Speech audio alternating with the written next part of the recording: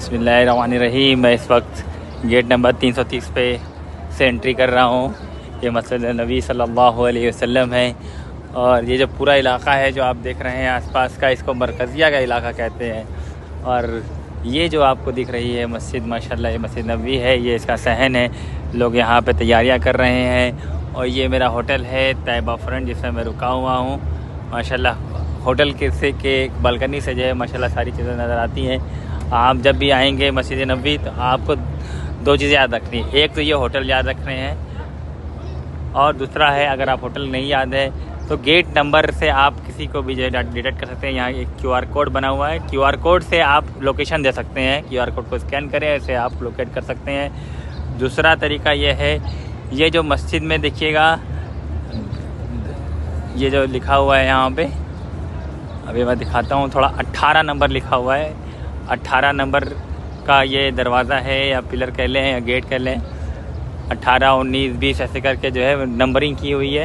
कभी भी आप आएँ और आपको ये चीज़ें हमेशा बतानी है, किसी को बुलाना है तो सबसे आसान तरीका है कि गेट के 3 नंबरों को जो है बताएं कि मैं इस नंबर गेट पे खड़ा हूँ। इसके बाद दूसरा तरीका ये है कि ये जो वज़ू खाने होते हैं, वज़ू खाने के ऊपर जो है लिखा हुआ है, जैसे ये वज़ू खाना भी है और इसमें जो है टॉयलेट्स भी हैं। अभी तो ये बंद है। ये 224 नंबर का वज़ू खाना और साथ में जो है क्या बोलते हैं ये टॉयलेट है। ये दोनों चीज़ें आपको बतानी है कि मैं वहाँ खड़ा हूँ, इस तरीके से आपको मिल जाएंगे। दूसरा तरीका ये है कि जो मस्जिद नबी की जो है के गेट है, जो मेन मस्जिद का गेट है, उस गेट पे नंबरिंग की गई है, उस नंबरिंग से आप मिल सकते हैं।